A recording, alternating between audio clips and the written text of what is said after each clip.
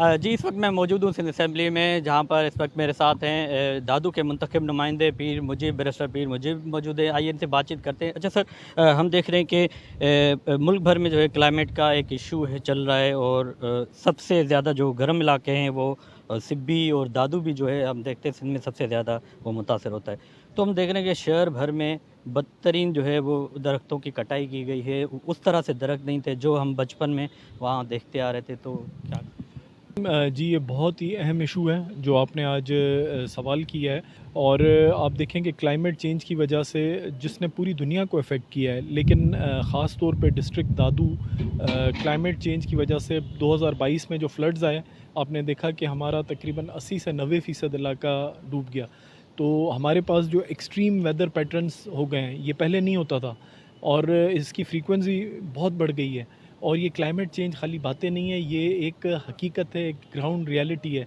और हम उसमें क्या कर सकते हैं, एटलीस्ट हम उसको जो है वो दरख्त काटने पे, आपको पता है कि डिस्ट्रिक्ट दादू में ये एक बहुत ज़्यादा बड़ा इशू है, ओवरऑल पूरी सिंध में है। हमारे जो फॉरेस्ट लैंड थी, वो आपने देखा है कि वो तकरीबन फॉरेस्ट पे जो आपका ट्री कवर था वो सारा कट के अभी एग्रीकल्चरल लैंड्स हो गई हैं। हमारे जूही के इलाके से, काछे से 20-25 ट्रॉलीज़, ट्रैक्टर ट्रॉलीज़ भर के दरख्तों की डेली कट के आ रही हैं। सिंध हाई कोर्ट की एक जजमेंट है डबल बेंच की, उसमें उन्होंने कहा है कि भाई कोई भी दरख्त नहीं काट सकता, चाहे वो अपनी ज़ाती ज़मीन या अपने घर का दरख्त होगा, वो नहीं काट सकता। ये हाई कोर्ट ने एक जजमेंट दे दी है। अगर उसे काटना होगा तो डिस्ट्रिक्ट एंड सेशन जज जो है उस डिस्ट्रिक्ट का, उसकी सरबराही में एक कमेटी बनी है, उनसे परमिशन लेने के बाद आप जो है वो दरख्त को कर सकते हो। और ये कोई ऐसी नई चीज़ नहीं है, ये ऑलरेडी केपीके में, दूसरे सूबों में उनके जो फॉरेस्ट और प्रोटेक्टेड हैं, आप नॉर्थ में जाते हैं वहाँ पे आपने देखा है कि वहाँ पे जो दरख्त है उनको, वहाँ पे दरख्त काटना इतना बड़ा जुर्म है कि आप अपने घर से दरख्त काटेंगे तो आपको 50,000 रुपये जुर्माना आएगा। लेकिन यहाँ पे जो है वो बग़ैर किसी उसके लोग जो है वो धड़ाधड़ जो है दरख्त काट रहे हैं। यहाँ पे लगाने की बात ही नहीं है, यहाँ पे काटने की खाली बात हो रही है। तो हम जिस टहनी पे हम खड़े हैं, हम उसको काट रहे हैं। तो इस गर्मी में दरख्त जो है वो एक एयर कंडीशनर का काम करता है।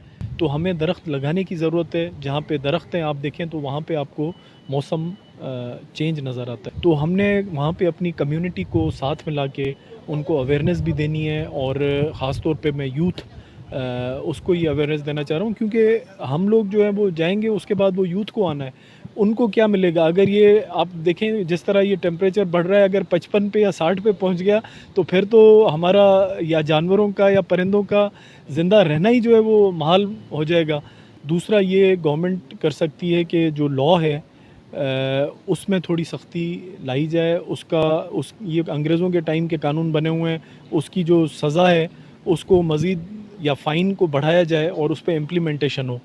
अजी, दादू के मुंतखब नुमाइंदे बैरिस्टर पीर मुजीब की आपने बातचीत सुनी। उनका कहना है कि जब तक जो है हुकूमत का साथ लोकल जो लोग हैं, लोकल कम्युनिटी है, वो जब तक इस हवाले से नहीं देंगी, दरख्त नहीं लगाएंगे, तब तक जो है ये मसला नहीं हल होगा। आपको बताता चलूँ कि बलूचिस्तान में सिब्बी में सबसे ज़्यादा गर्मी होती है, इसी तरह सिंध में सबसे ज़्यादा जो गर्मी है वो दादू में होती है, और दादू जो है मुसलसल इस गर्मी की शिद्दत से जो है वो जूझ रहा है। जी।